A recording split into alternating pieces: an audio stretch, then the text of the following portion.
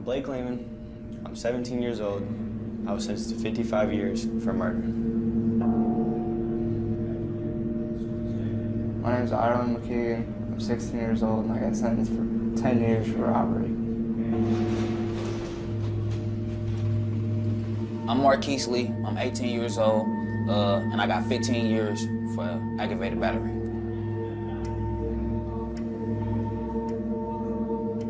I'm Jesus Macedo Perez. I'm 17 years old, and I got sentenced to 65 years for murder.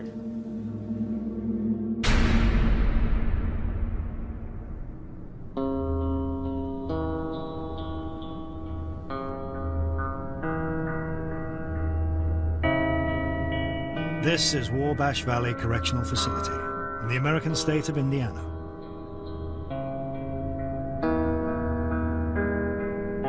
This 90-acre maximum security compound is home to over 2,000 of the state's most notorious criminals. The convicts are imprisoned by a 15-foot high fence topped with razor wire, a secondary electrified fence, 6 guard towers, and over 750 staff. Block D is unique. Inside live 40 teenagers. Teenagers so troublesome and violent, they've been tried and convicted as adults. They've committed everything from armed robbery to murder, serving sentences from 2 years to 65 years. Locked in their cells for 18 hours a day, these youngsters are paying a huge price for their crimes. Boys reflecting on how a moment of madness has destroyed their lives. –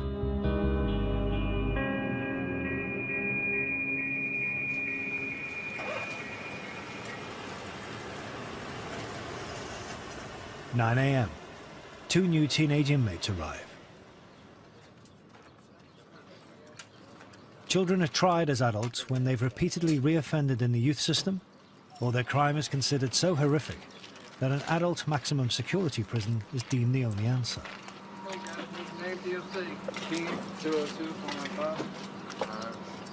Eldridge, 242-259. What's your name? Eldridge. With over 50 teenage boys annually coming through their gates, the officers at Wabash know what to expect. Well, these guys, they come in, they don't use deodorant and stuff. They don't care. I don't think they care. At 17, Jacob Eldridge is back for a second visit to the juvenile block, after breaking his parole on a previous conviction for carrying a handgun without a license. We got a good program here, but once in a while, they just don't do the program. They go out and get in more trouble and come back. And one of them here just did that. He got out, and now he's back again. So how many times have you been here before? Once. It's my second time back. But it's my last time back. You sound very sure about that. I am. Looking at the camera. The other new inmate's story is typical of the youngsters at Wabash. A few minutes of their life, followed by huge consequences. My name's Ireland McKeegan. I'm 16 years old and I got sentenced for 10 years for robbery. Ireland owed money for drugs, so he, his sister, and a friend decided to rob a family friend's house. No, I guess you can say that I really didn't want to rob him at first. So I pretty much made myself, because the way they had planned really didn't go how it was going to actually go. Ireland rang the doorbell. When the homeowner, a 64-year-old man, answered, Ireland beat him with a socket wrench. Well, I'm just beating this dude up, and I don't know why. I guess since my adrenaline was pumping, I really wasn't thinking to just stop, but I just didn't. Yeah, my hands were all bloody afterwards. I couldn't see any white on my hands. He ended up being in the hospital for like 4 or 5 days. He lost like 3.5 pints of blood, and broke his jaw. He had contusions to the back of his head, and what else happened? think that's about it.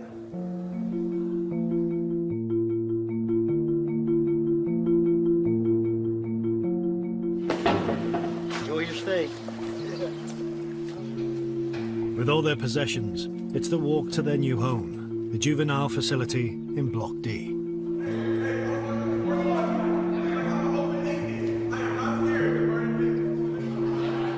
Completely separate from the adult prisoners, these 40 teenage criminals eat, sleep, and learn in this one unit.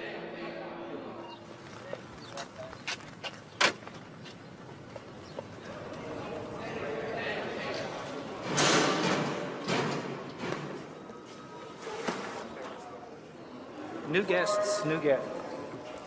There to greet them is Correctional Officer Morrissey, a former military officer whose job now is to keep the peace in the juvenile block.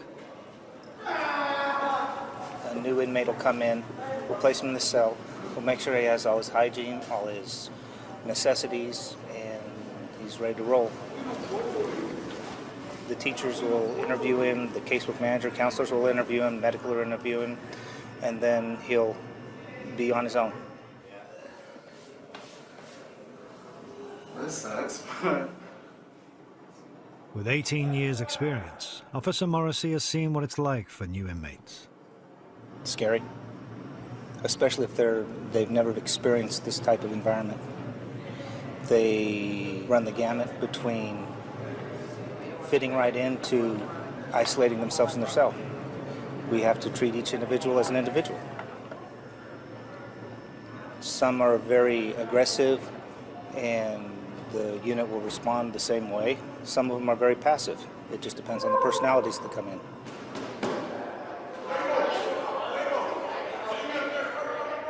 They all seem alright, you know. They all said hey and what's up, so you know, it seemed pretty cool so far, so we'll find out. I want to go home with my family and get an education and just go home. That's a big reason why I want to kind of, you know, stay out of trouble while I'm in here and do good and get out.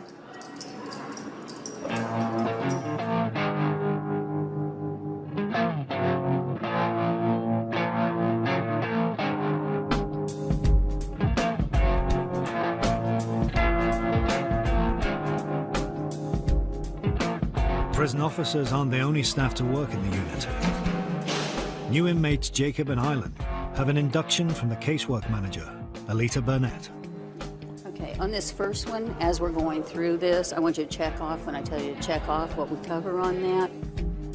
Alita's job is to offer the boys counseling and guidance. It'll be a good opportunity because we have some really great teachers here. These kids are not coming from a healthy place, period.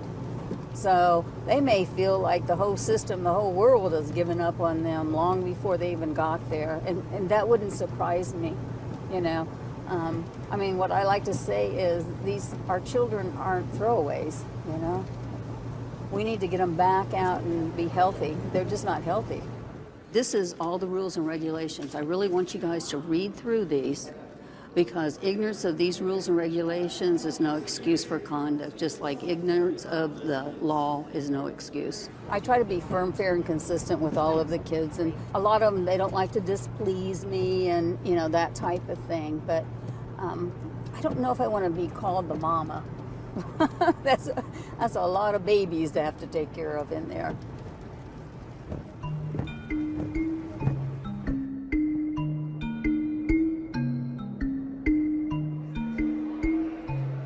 The majority of teenagers at Wabash are in for sentences of 10 years or less.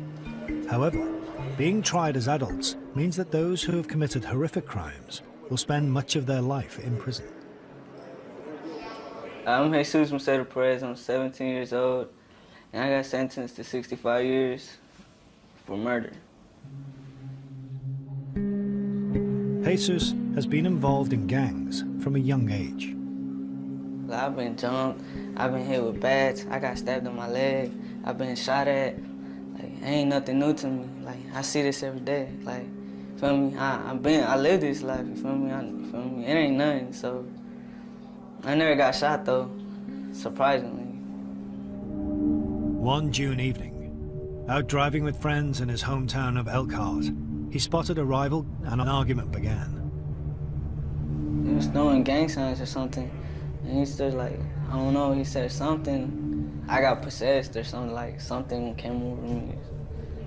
That's when I felt like something just, that's when I felt that just. In a fit of anger, Jesus fired one shot. Yeah, I seen his face too, like, I remember seeing him like, you know, a surprise face.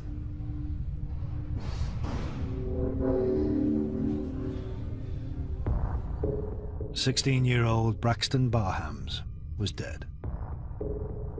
I know it, like, me and him didn't get along, but damn, I just took his life. Like, what the fuck, what did I just do?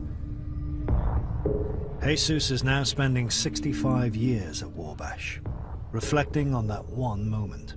I guess I don't like talking about it or something. What's the main reason you think you don't like talking about it? Cause that's what changed my life. That's what, feel me, that's what changed everything. That's like, I feel like when that happened, my life stopped too, like, feel me, cause I don't know, like, everything else is like, just gone.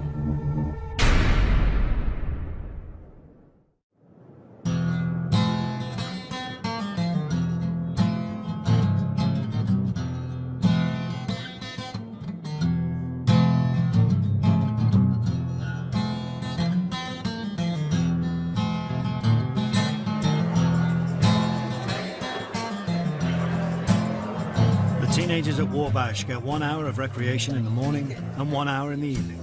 Part of the staff's philosophy not to punish, but to rehabilitate. Hell no! If you have just punishment and no rehabilitation, then you're doing nothing. You're just housing people, and you know, you're not helping them turn around, and then you're going to dump them back onto society. So basically, you just shot yourself in the foot, because they're going to go out and be the very same they were when they come in, and maybe worse.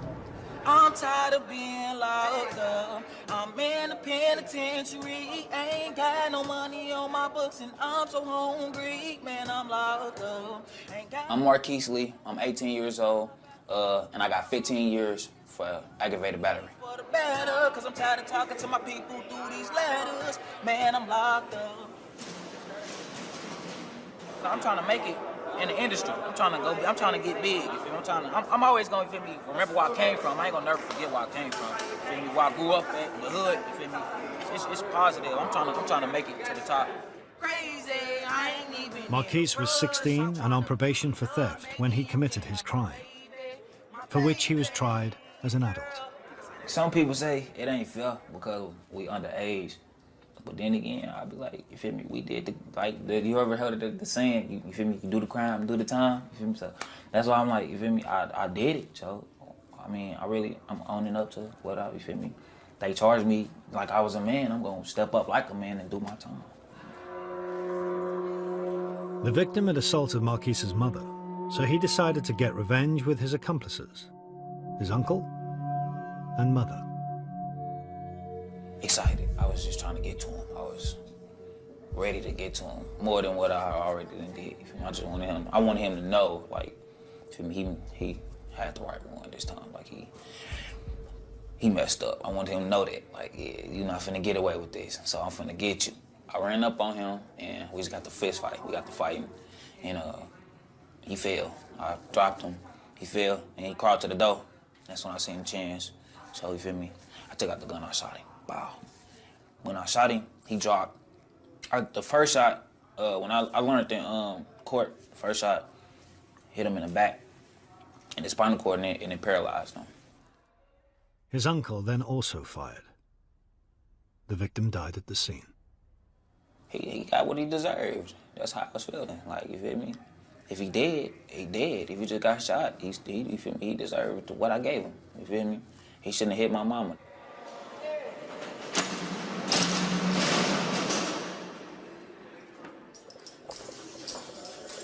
Marquise recently turned 18 and is due to move up to adult prison. However, He's been allowed to stay in the juvenile unit in order to complete his education, as long as he avoids getting written up. For the past 6 months, he's essentially stayed out of trouble. This is part of our reward program. At 180 days, they're entitled to get a loaner TV and an hour of extra record weekend. It's motivation to not get in trouble. I'm like, get thinking like, oh man, I don't want to lose my TV. So if I could stick to that, you know, I'm gonna be straight. You're responsible for this. All right. Okay. You are now proud owner of a TV. Take it back to yourself. Dealing with children here is different from the adults because you do tend to adopt a parental role. I don't know all their stories. I don't know all their home lives. I don't know if they think of me as a father. I think some of them do. And I have to fulfill that obligation to them as well as do my custody position. Be what they need to grow. You have cable. I don't want to see any of them come back if they go out onto the civilian population. And I take that responsibility very seriously.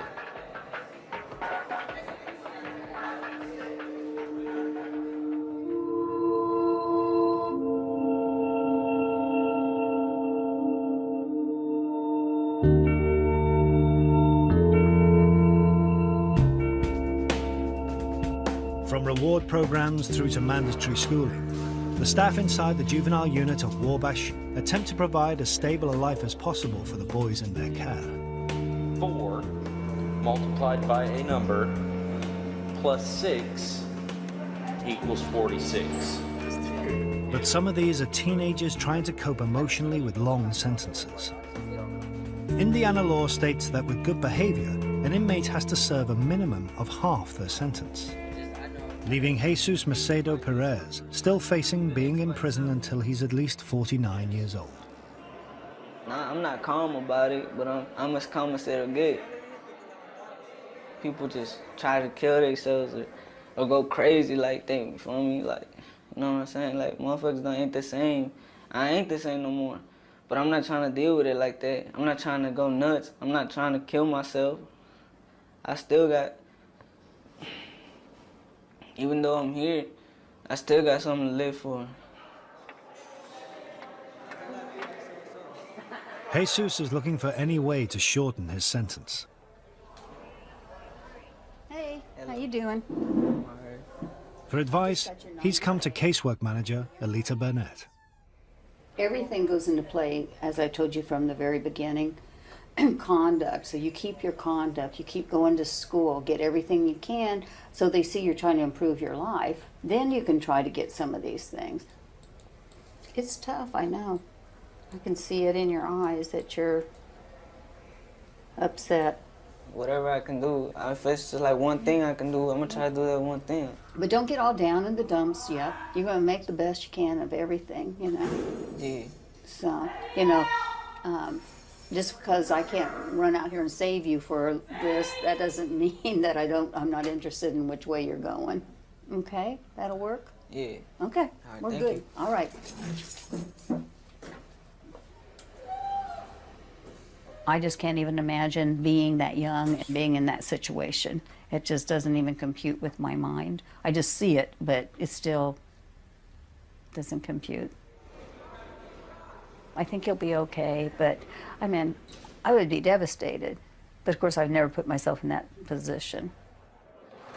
Having worked in the unit for 7 years, Alita sees how a child's upbringing can ultimately lead to a crime that puts them behind bars. They come from families that, you know, we have generations of this stuff going on. Generations of the drugs, generations of prison, and you know, it's sad. You know, we have several in there right now that has seen a parent kill the other parent, and then we wonder, you know, it's almost heartbreaking in some ways. You know, some of the things these young little kids have gone through.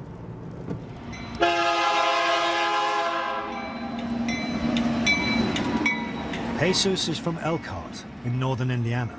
His father left home when he was a toddler. The things I remember about my dad, they were not good memories. I remember him on top of my mom. He was hitting her And I couldn't take it no more. I grabbed something and I hit him in the head with it. And I was young, and then like he hit me and I flew across the room. And I just remember that part. His mother, Irene, is unemployed and is bringing up her 5 remaining children in their 2-bedroom apartment, a 5-hour drive from the prison. They haven't seen Jesus since he was taken to Wabash. He's my blood-to-blood brother, like he's my real brother. And it hurts me a lot because we were like, me and him have been through a lot together and stuff. And like, but we still like, I don't know, it's just hard. And I don't want nothing to happen to him. With his family living just yards from where Jesus' gangland shooting took place, his fear is that a rival gang will seek revenge on his family. That just stresses me out too, like thinking about like I can't be there for my family, like and all the enemies I had, like I hope they don't try to hurt my family. Like I just think about that.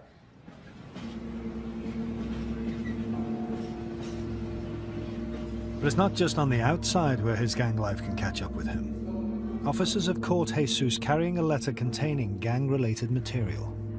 It never surprises me what these guys try to get away with. It's some of them who are facing life sentences, you know, really what do they have to lose? I mean, they've already lost their life or possibility of life out on the streets, so now it's just up to them as to the type of quality of life that they want to have. And a lot of them get persuaded with the gang activities, thinking that that's going to give them more creature comforts here inside.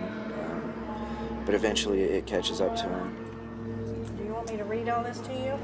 No, I don't even care for it. You understand what it is? Yeah, STG. Many of the teenagers at Wabash joined gangs at a young age. Some of them are not getting nurturing the way that they need to have it. And so they get into a gang. Everybody wants to belong, and then they'll get them when they're very, very young. You know, they just want to belong to something, and a lot of them get pulled in. How do you plead? Guilty. Guilty? For Jesus, this is his first write-up. In prison more than ever, gang membership is hard to escape. Probably one of the hardest things you can do is get out of a gang. Because the only way you really do get out of a gang is, feel me, you know, death. Shit. Cause, I don't know. I don't even care. I don't care about shit. Fuck that, man. I'm tired of this shit.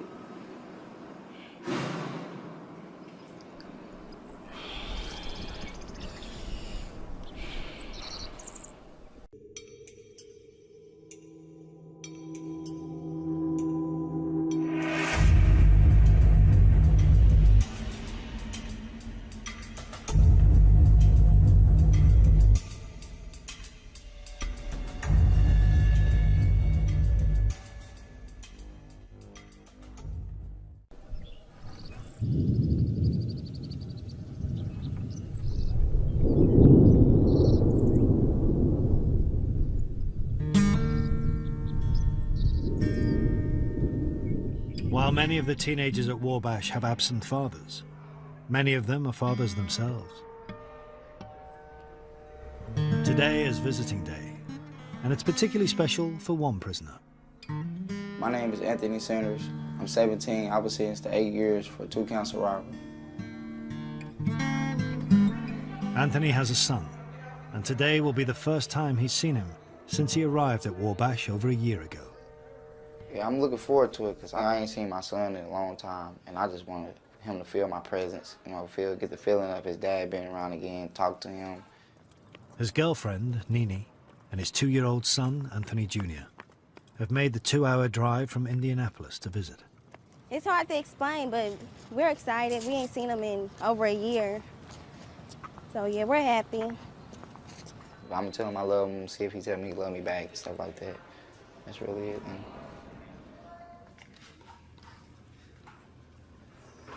Oh my God, there you go. Junior, who that? What's up? What's up? You good?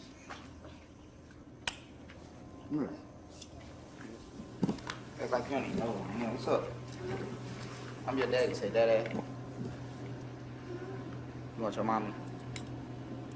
You gonna leave me? What's up? Say daddy, what's up? You don't even remember me, huh? You want your mama? I don't want the kids, I want you. Say what's up. Say daddy. What's up? We crying. What's up? It's crazy. It's cool. Say what's up. Mama, daddy. Mama, daddy. Mama, daddy. That's who you always talking about. Say daddy. He wants to have a family. He wants that so badly. They're children themselves, so, you know, that's quite a responsibility, even for somebody who hasn't gone through some of the things they've gone through already.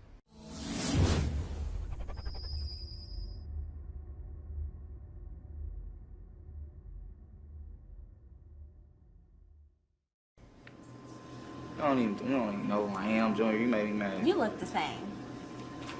You didn't see I look different. I got a little senior. No, you don't.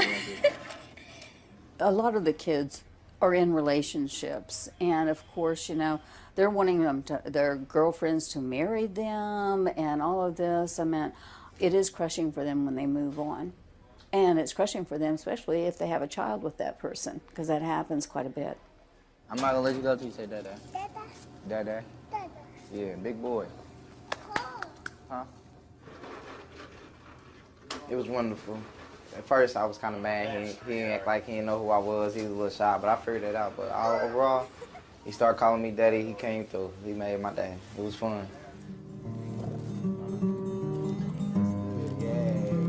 He said, please. Made me feel real good. Made me feel like a father.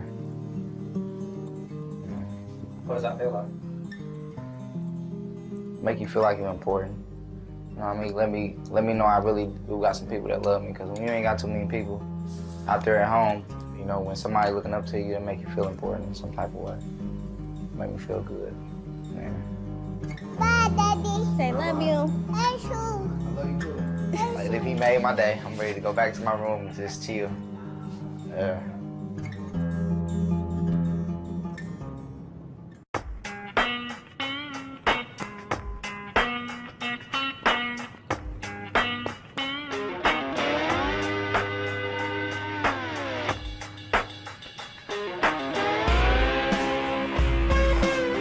It's Memorial Day, a public holiday in America, and the prison put on a special meal for the boys in Block D.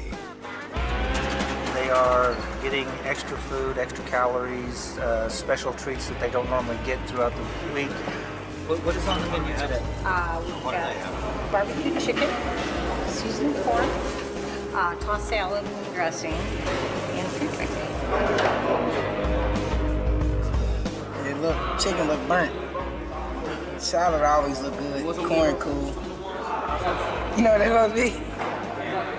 What is it supposed to be, Kel? What, strawberry shortcake. Strawberry shortcake. Ah, man. It's supposed to be. What you think about your tray, bro?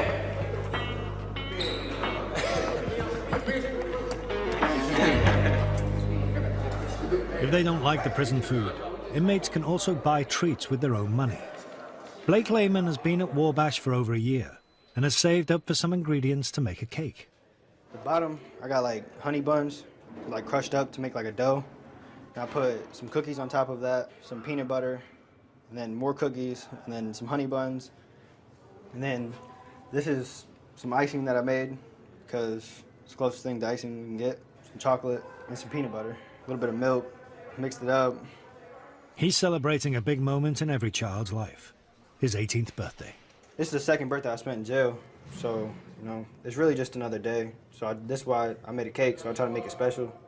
You know, it's my 18th birthday. A little bit more chocolate, you know.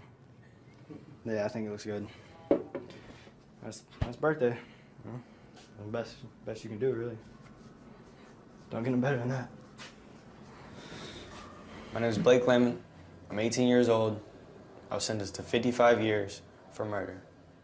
1, 2, 3. Happy birthday to you. Happy birthday to you. Happy birthday, dear Blake. Happy birthday to you. As a teenager, Blake was involved in petty crime and had been expelled from his high school. I hung out with my girlfriend a lot. You know, we were close. I was getting high every day, you know, smoking. I wasn't really worried about a lot of stuff, you know. Wasn't thinking too much about nothing. Blake and 4 friends decided to break into a house in search of some quick money. One of us kicked the door to the back and got inside. And there was another door to the kitchen that was locked too. I think someone kicked that too. I didn't know anyone was there until there was actually gunshots. You know, that's when I kind of figured out, you know, somebody's home. I didn't know, you know, I didn't hear anything. I just heard the gunshots and turned around and ran the other way. You know, and that's what all of us did. We all ended up running away, you know. So all three of us, me, Denzel, and Jose, ended up in the closet. But as Denzel was running towards the closet, he had got shot in the chest. And, you know, so he's climbing in the closet and he's bleeding, you know. And then as I'm climbing in the closet, I got shot in the leg. So we're all three in the closet and, you know, I'm bleeding. Denzel's actually dying. You can almost see like his, you know, his spirit leave his body. You know, like you could just tell it was over. You know, and it was bad. It was real bad. With their friend Denzel dead in the house, the homeowner called the police. The remaining 4 were arrested and taken to the local jail. I'd found out while I was sitting there that they were charging us with murder. You know, and at the time I kind of thought, okay, you know, they don't know what happened. I'm like, you know, they haven't talked to anybody, you know. They must think, you know, we killed Denzel. They must think, you know, they must have something switched around, something mixed up or something. But there was no mix-up. Under Indiana law, if someone dies during a burglary, all those breaking in can be held accountable. The prosecutor said there was a murder committed. You know, the homeowner was just in what he did, which, you know, it is what it is. You know, it was his home. That's right. And he said someone has to be held responsible. So he felt we were going to be held responsible because our actions resulted in what happened. The jury found the 4 guilty of murder. Blake was given 55 years behind bars. Time to reflect on how it had gone so badly wrong. My biggest regret about that day is the whole day. I mean, hell, I should have just went home. Why was I following when I should have been leading? You know, why was I, you know, not thinking for myself, you know, not thinking farther ahead, not thinking about what could have happened, what could go wrong, you know? So, yeah, I definitely regret that day. I regret a lot of everything about it.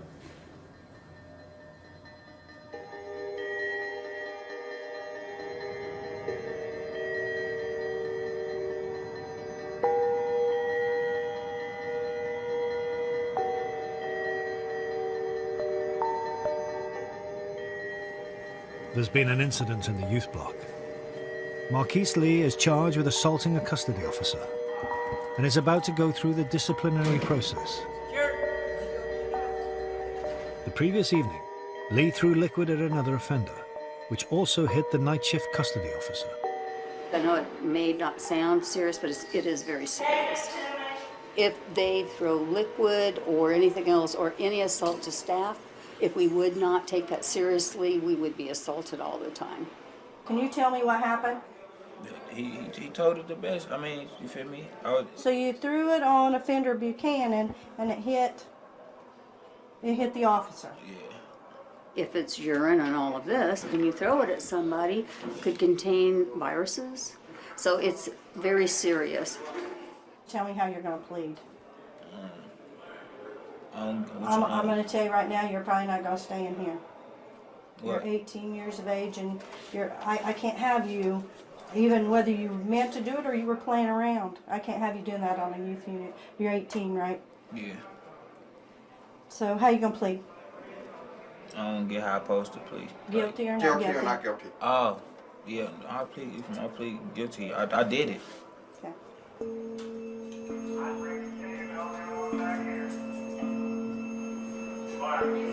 If he's moved out of the juvenile block, Marquise will miss the chance to complete his education in there. I'll get it if I intentionally meant to do it, you feel me? Meant to get it on the CO, but I didn't, you feel me? And that's for me. I don't know, man. It is.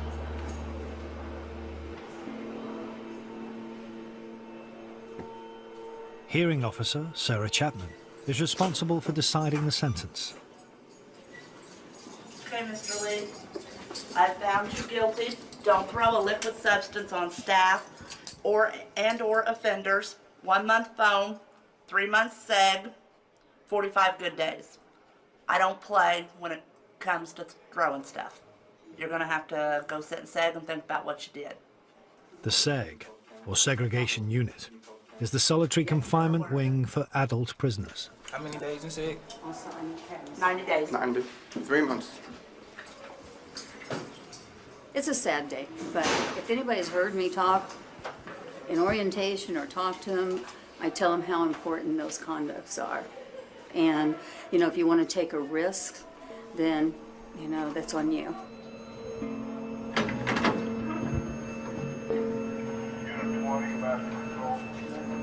He was on this unit even though he was 18 years old. He has been moved to an adult unit where he will be treated as an adult. He is not being segregated from the other influences like he would be over here. Therefore, even though he is in a cell by himself, he will still be influenced by the voices and the comments of those around him. Over here, we tend to try and shield them from that as much as humanly possible. Over there, the shield's gone. They make a mistake, it doesn't surprise me. After all, they're here for mistakes they've made. It's just a repetition of behavior. Our job here is to try and correct and change that behavior. Are we successful? Not always, no. Are we successful some of the times? Yes. We just be happy for our successes and go on our business because we can't dwell on the failures.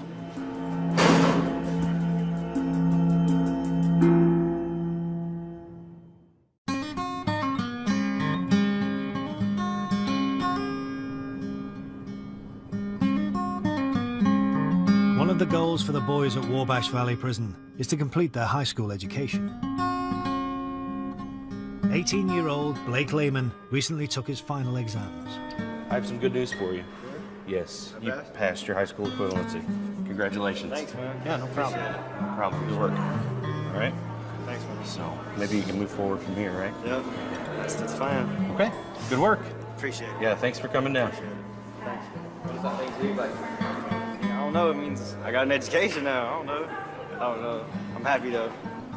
I failed the first time, so, you know, I'm just glad I got it done. With his schooling complete and having turned 18, Blake is now eligible for the next stage of prison life, the adult wing, where he could spend the next 53 years. You hear all these stories and stuff like that, you know, I see it for myself. And like I said, I got a lot of time to do.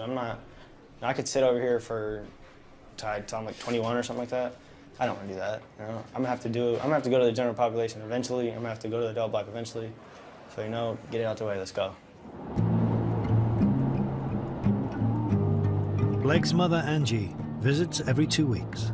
She is in less of a hurry for Blake's move. I'm nervous about him going to the adult side. I know he's got a couple buddies over there that are waiting, but I just know that there's a lot of grown men over there that have actually committed murder and horrifying crimes. Hi, honey. I miss you. Oh. She's come with Blake's brother, sister, and girlfriend to see him for the first time since his 18th birthday. Oh, yeah, that's right.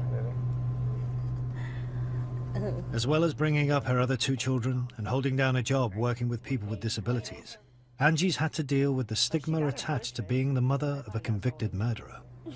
I've heard such negative things through the last year. Even us parents should have been convicted, or we should have been charged, things like that. But as a parent, we can only do so much. I mean, we can only lead them so far. We can only give them so much advice. As teenagers, we all know we all make dumb choices and do things that you wish you wouldn't have done. From her perspective, the mistakes juveniles make is not taken into account in the US system of trying children as adults. I think we have a juvenile justice system for a reason. I think all juveniles should be charged as juveniles. They're not adults. They don't think like adults. They haven't learned like we have. These kids should have a chance to learn from their mistake, and they didn't get that opportunity.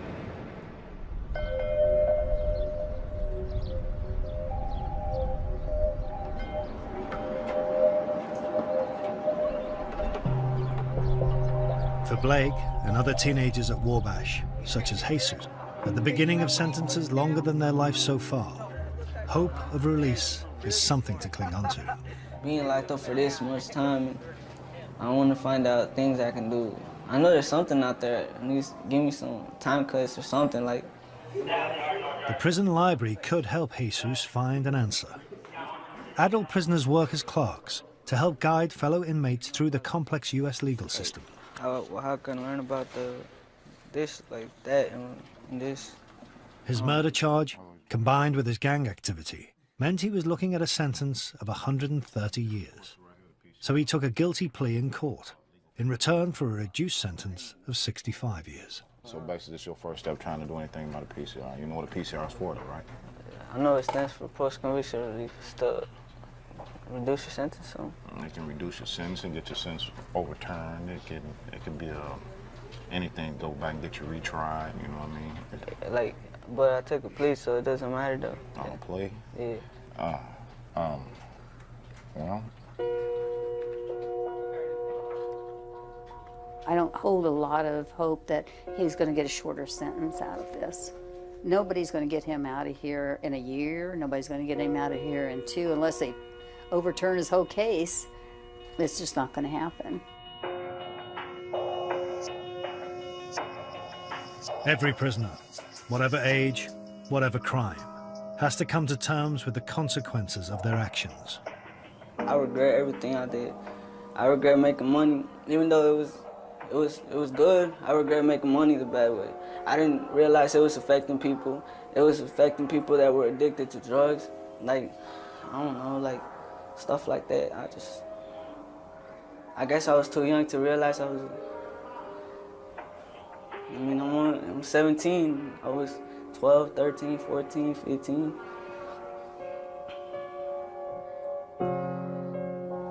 I hate myself for what I did. And I understand why people hate me. I get it. I know why I feel them. I hate myself too.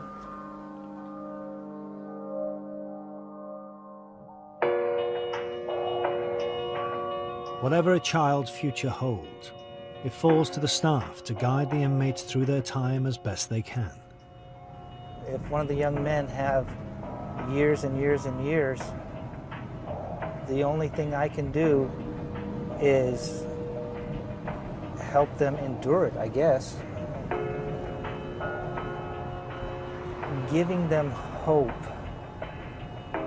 is not,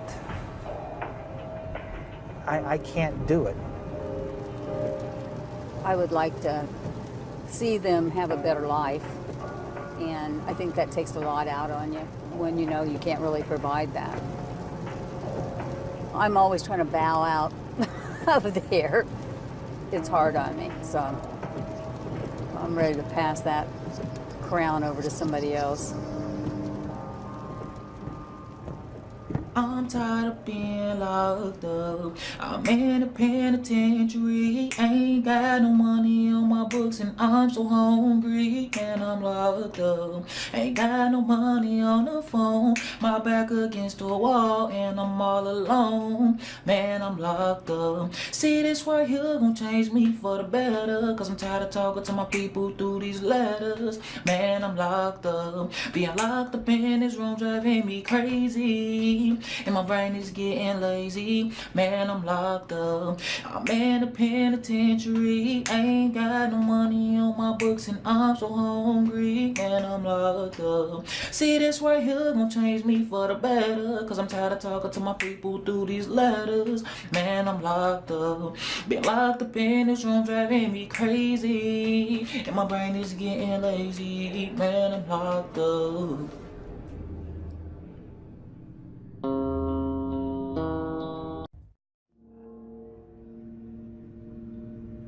I'm Blake Lehman. I'm 17 years old.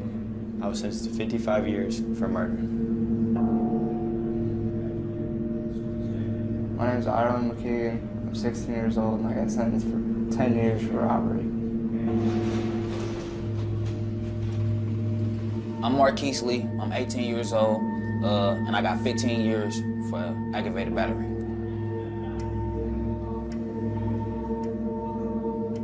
I'm Jesus Macedo Perez. I'm 17 years old, and I got sentenced to 65 years for murder.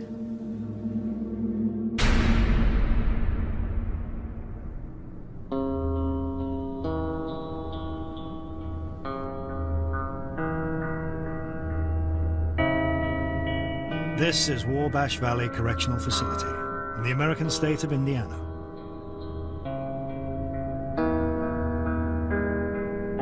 This 90-acre maximum security compound is home to over 2,000 of the state's most notorious criminals.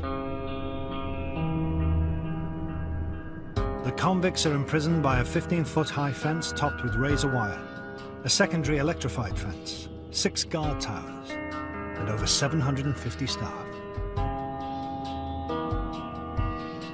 Block D is unique. Inside live 40 teenagers. Teenagers so troublesome and violent, they've been tried and convicted as adults.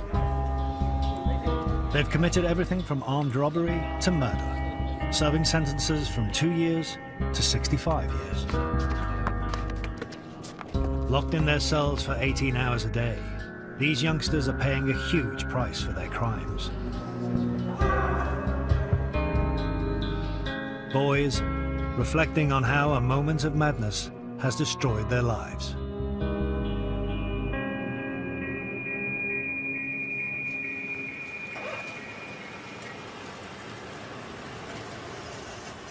9 a.m. 2 new teenage inmates arrive. Children are tried as adults when they've repeatedly reoffended in the youth system, or their crime is considered so horrific that an adult maximum security prison is deemed the only answer. Name DOC. King 202-415. Eldridge 242-259. What's your name? Eldridge. With over 50 teenage boys annually coming through their gates, the officers at Wabash know what to expect. Well, these guys, they come in, they don't use deodorant and stuff. They don't care. I don't think they care. At 17, Jacob Eldridge is back for a second visit to the juvenile block, after breaking his parole on a previous conviction for carrying a handgun without a license. We got a good program here, but once in a while, they just don't do the program. They go out and get in more trouble and come back. And one of them here just did that. He got out, and now he's back again. So how many times have you been here before? Once. It's my second time back. But it's my last time back. You sound very sure about that. I am. Looking at the camera. The other new inmate's story is typical of the youngsters at Wabash. A few minutes of their life, followed by huge consequences. My name's Ireland McKeegan. I'm 16 years old and I got sentenced for 10 years for robbery. Ireland owed money for drugs, so he, his sister, and a friend decided to rob a family friend's house. No, I guess you could say that I really didn't want to rob him at first. So I pretty much made myself, because the way they had planned really didn't go how it was going to actually go. Ireland rang the doorbell. When the homeowner, a 64-year-old man, answered, Ireland beat him with a socket wrench. Well, I'm just beating this dude up, and I don't know why.